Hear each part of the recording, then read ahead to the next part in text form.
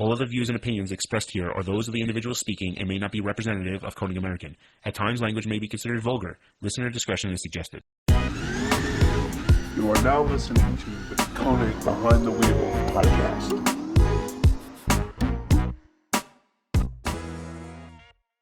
All right, we're live. What's up, guys? Welcome to another Wheel Wednesday podcast. I'm Nick. This is Scott. What's up, Scott? How's it going? It's popping. Popping? I said, what's popping? Oh, I thought you said it's popping. I was like, oh. It's not popping. Well. This is SEMA go time, so nothing's popping. SEMA go time. It's just, yeah. If you guys saw our last podcast, we spoke about how to get your car into SEMA and some of the stuff that we have to deal with planning it. So Scott's kind of dealing with the stress of that. Luckily, I don't have too much to deal with that, or anything. Yeah, kind of not, right? No. Well, I need to plan what we're going to shoot for it. But you want to just jump right into today's topic? Yeah, so we get a lot of questions about a lot of random things to do with wheels. There's some things, and I think I've talked about this before, that I feel are so primitive that I don't ever give them attention, and we do our best to answer the question, and we move on. Right. And so, but we have been getting a lot of questions about this recently. I'm not sure why. Maybe it's a coincidence. Maybe it's just... Could be because we mentioned it in a previous podcast, and people are like, oh, what is that? Maybe. I don't know. I don't even remember which podcast that was. That might have been like one of the first ones. Yeah, look, I don't know. I mean, so we're going to go back through this, and the question we get a lot is what is the right diameter or what size wheel is the best for my car? So there are a lot of factors, and I think we'll just kind of jump right through them to get into it. I'm not really going to get into too much with the width, and we've done that before, and if you want to see a little bit more of an example of how width and offset may be affecting the stance of your car or how those options are. We did I think it's very good, wheel video called What is Wheel Offset? So go. What is wheel offset? Yeah, it's on our channel, on our YouTube channel. If you're listening to this on iTunes, go check it out. It explains what wheel offset is and kind of does briefly touch on wheel width and how that would affect it for certain vehicles. So I'm not really going to get too much into width. But today we're going to talk about size. Right. So diameter. So we're basically talking about wheel diameter. So this is going to be an attempt to give some people that are struggling with what size wheel they can run on their car.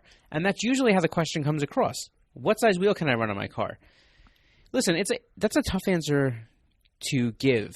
It's a tough question to answer. And the reason is because it's got a lot of X factors in there, right? Yeah. What vehicle you run, what brakes you run, what suspension you have, what tire sizes are available. Also, what look you're going for. Yeah, sure. What performance aspect are you going for? Exactly. Some people change their wheel size for performance. Yep. Other people do it because they just feel want the car look better. Yeah, right. Absolutely. So there's a lot that factors in when you're changing the size of your wheel or just changing your wheel in general. Yeah, absolutely. I agree with that 100%. And so the question becomes difficult to answer, and we usually end up going back and forth with somebody for quite a bit, quite a numerous amount of times.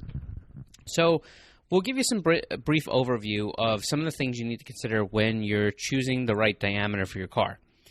And I think the easiest place to start is what came on your car originally. Now, this probably will be much more specific to cars that are later modeled versus something older like your Miata. Right. And the reason is because your car, originally came with a 14-inch wheel, I believe. 14 or 15, depending on... 14 or 15, depending on the trim package you got. So going from 14 or 15, you know that there's plenty of guys that run 15s, but you've seen guys that run 17s. Yeah, I was about to say, I've seen guys that run 17s. I personally have run 16s. I think there's like a couple of people out there that even push the limit and go up to 18s. But I know I've seen on the street, biggest I've seen is 17. I've also even seen as small as 13 being put on that car. So if we say that the car came with a 14-inch wheel originally, we're talking about a potential going to 17-inch, a potential 3-inch plus sizing. So you can't really go by how many inches of or how many plus sizes could you go for each vehicle, because every vehicle is going to be different. Right. And look, there's some cars that came with 15 or 16-inch base wheels, and they go to 18. There's some cars that, you know, they're pushing the limits and they want to be on a 20 when their car came with, you know, 16 or something. Yeah. So it's a tough thing to say you can't plus size more than X amount. You know, there are some guidelines and people put some things up there. It's just not an effective tool or you know, solid number to put in. So think about what's on your car originally, right? If, you know, you don't want to oversize the crud of the car, and mainly it's not because of the wheel look, mainly it ends up being what's available tire size wise. And so people say, well, I don't understand. What does that have to do with the wheel? Here's why. If you're going to upsize your wheel a decent amount, what you are doing is you're with a tire, when you're selecting a tire for that wheel, right, is you're trying to find the tire diameter, the overall rolling diameter for that tire that is as close to your stock diameter tire overall rolling diameter.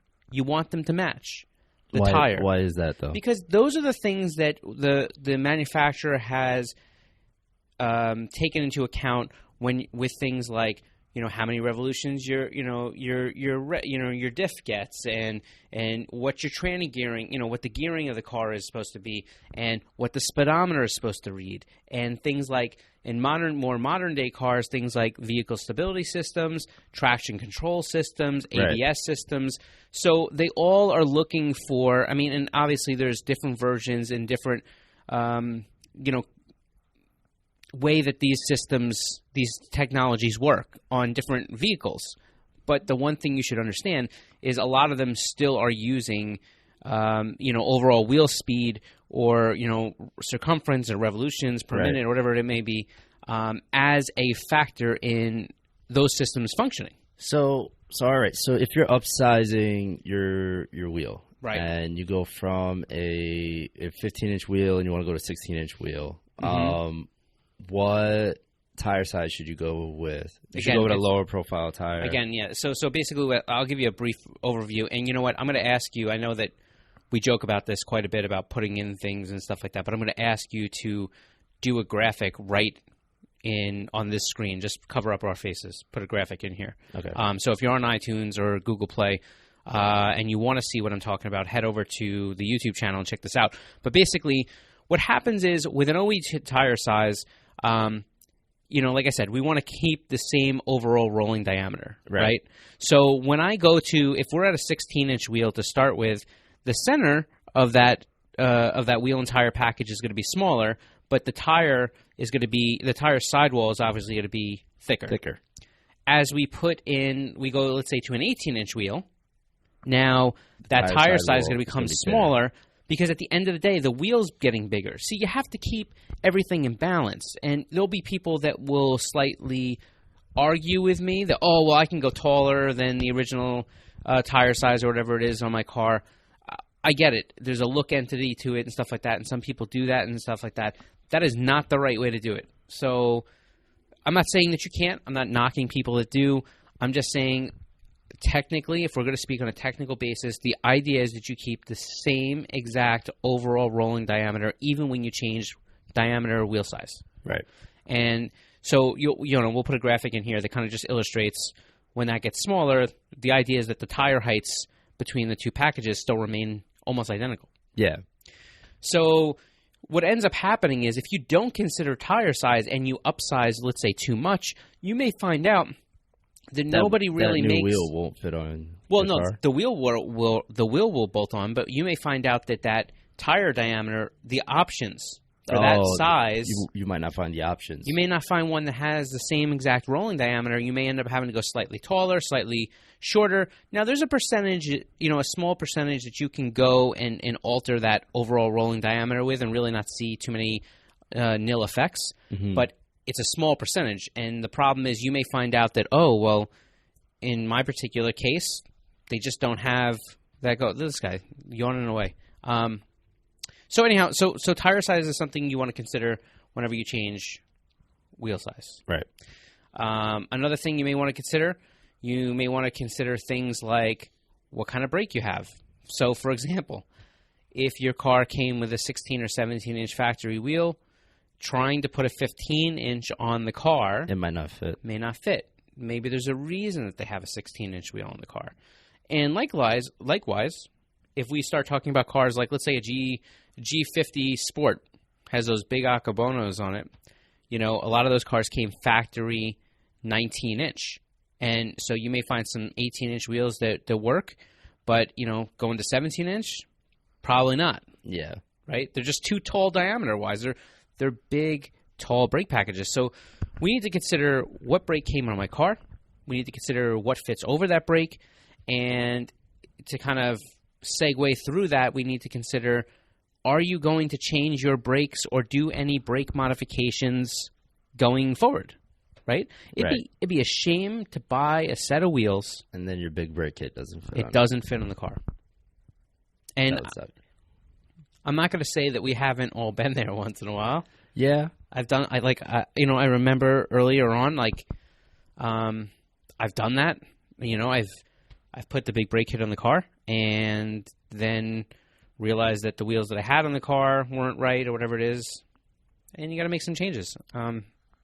So think about these things. I mean, we've mentioned this before in, I think, the brake kit when we actually had a podcast where we talked about brakes. I know, it's like, who remembers now? But we talked about... This is number 10. Oh, look, we made it to 10. I'm not even keeping track. But one thing you'll notice is in that podcast, we talked about how if you get stuck and you have an aftermarket brake kit, you're considering an aftermarket brake kit or something to that effect, you're more than welcome to send it in to us, and we can do our best to check it. If you send the brake caliper template PDF, we'll try to overlay it into the size wheel that you want, try to give us the exact wheel that you want, and we can see if it fits before you go through the hassle of buying the wheels. Right. That's pretty cool. Yeah. I mean, for the most part. I mean, it sometimes takes a few days to get back to you. I mean, and depending on how the drawing is, sometimes it takes even longer. But so there's that. I would say that in addition to brakes, you also need to consider the ride quality. I feel like this makes a lot of sense. What do you mean by I guess it doesn't make a lot of sense. But think about it, because you'll have a lower profile tire with a bigger wheel, so it could be a harsher ride than if you were to have a smaller wheel with a thicker side. Yes. Okay. I see where you're going with that. So, and that does make a lot of sense. You go from a 15-inch tire, and it has a good sidewall and a good cushion to it, and you go up to a 20-inch, and now you have a rubber band. I mean, the ride quality diminishes enormously. Yeah. You know what I mean? Like, you just falls off a cliff. So, you got to try to figure that out. And people should consider this when you choose a wheel diameter. Listen, I get it. Having the coolest wheel in your car, putting the right size that makes your car, look its best. But then there's another thing. And, again, we've spoken about this in other podcasts. We're from New York. When I put wheels on my Z, I have less to worry about. I don't drive the car all that much. It only comes out on nice days. I'm pretty cautious. I'm driving around things. But he lives in Brooklyn, so that may not be... I take the Miata all the way out here to Long Island. Right. It can be kind of scary. Right. So it has been scary. My first one, I think I told you, that really long ride I took out to Long Island. Right, but you didn't have the right size wheels and tires at all. Yeah. No, it was terrible. Yeah. So I had rubber bands on those wheels, and it was just... Right. Yeah. No bueno. I get it. So you have to do your own kind of homework in the sense that, pick a wheel size, pick a wheel diameter that's going to give you the right look for you. And when I say look, I don't just mean visual look. I mean, the total look, the whole ride part, So, if you live in an area where you have really harsh roads, really bad roads, then pick something that's going to give you, maybe go a little smaller in diameter, but pick something that's going to give you a good tire cushion. It's going to allow your wheel to have a longer lifespan and more longevity and more resistance to shock, to being shocked and impacts and stuff like that, right? So I think that's something you definitely should consider. I'm trying to think what else. Let's see. We went through what came on the car. We went through tire size options, the size of a brake. Obviously, look, we've mentioned that a few times. You know, Pick the right thing that looks. I mean, listen, there's another thing that we didn't really mention as far as size, which I'll throw in there just as a visual take. If you pick a wheel that has a lip, the wheel will always look smaller than it is. If you pick a wheel where the spoke is what we call face forward, meaning that the spoke actually goes, almost. Well, it doesn't even have to come out, but it comes all the way down to the barrel. Like, you know what I mean? Well, like this, right? Okay. I think we can see this in the podcast, right? I mean, yeah. So if you're listening to this on iTunes, I'm pointing at a wheel that actually goes all the way. But basically, as opposed to something else that has, well, like I mean, this kind of has a little lip. Anyhow, we're not going to get too much into it. I don't think they can see that. Maybe they can see this. No. So anyhow, so bottom. That's the hypergram. But sorry. But the bottom line is, if you pick a wheel that you want to look a little bit bigger visually, pick something that obviously goes, all the way to the lip area. And if you pick a wheel with a lip or a two-step lip or anything like that, you're going to have that area where the wheel is going to look visually smaller on the car. Right. Right. So there's the look of things.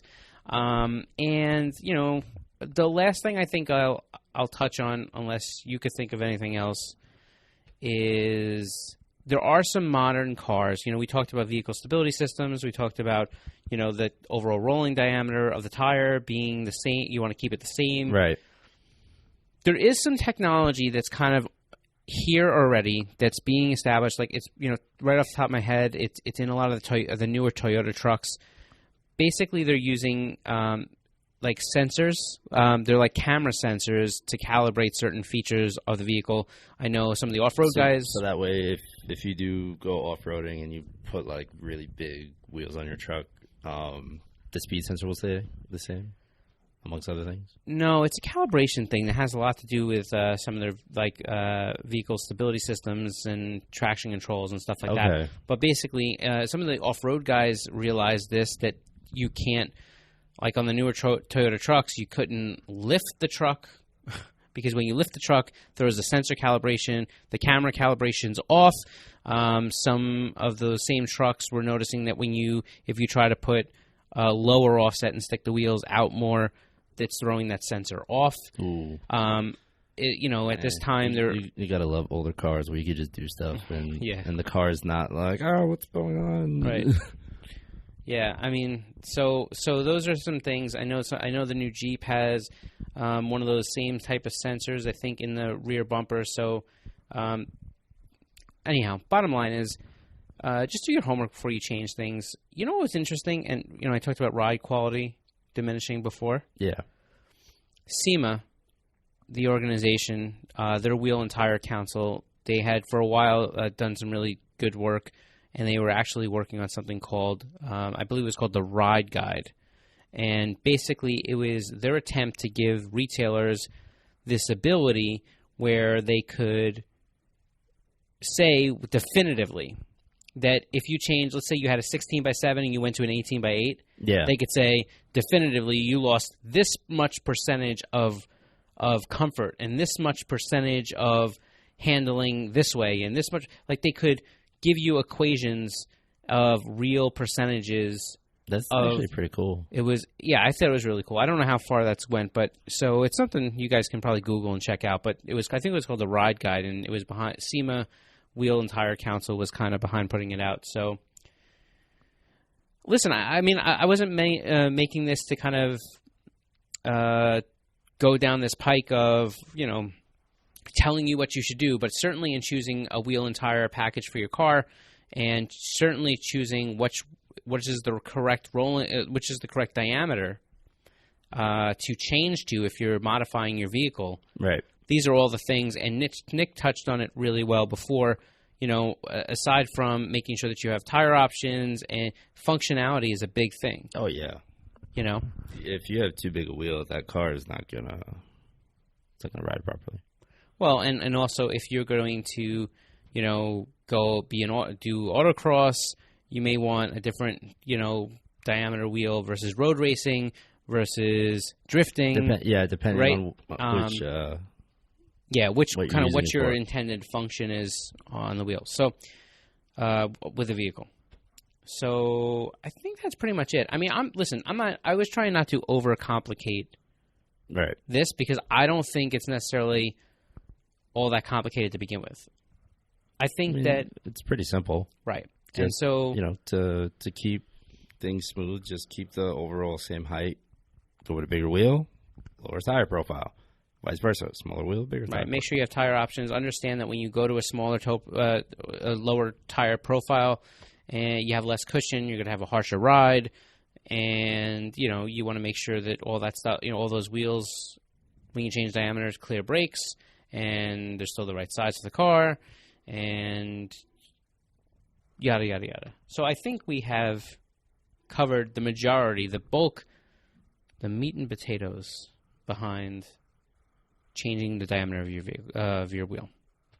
The meat and potatoes behind changing the diameter of your wheel. Listen, it's Wednesday meat and potato day. I don't know what to tell you. All right, I guess that's it. So that's it. If you have any questions about this, feel free to comment below. You can always send us a message, but hopefully this will give you a little bit of insight as to what you need to think about when choosing the right diameter for your car. So that's it. Thanks for tuning in. We appreciate everybody that's listening. And I was going to say, thanks for watching, but not everyone's watching. Not everybody's watching. I know. That's why it takes me a few seconds to think about the outro part because it's not. I know. I noticed that. I was like, Scott, was taking so long. Say watching. I was like, wait, no, you can't say that. Never mind. Right. Don't say that. No, I have to think about where is this going to be, right? Thanks for tuning in. Thanks for tuning in. And we'll catch you next Wednesday. Peace.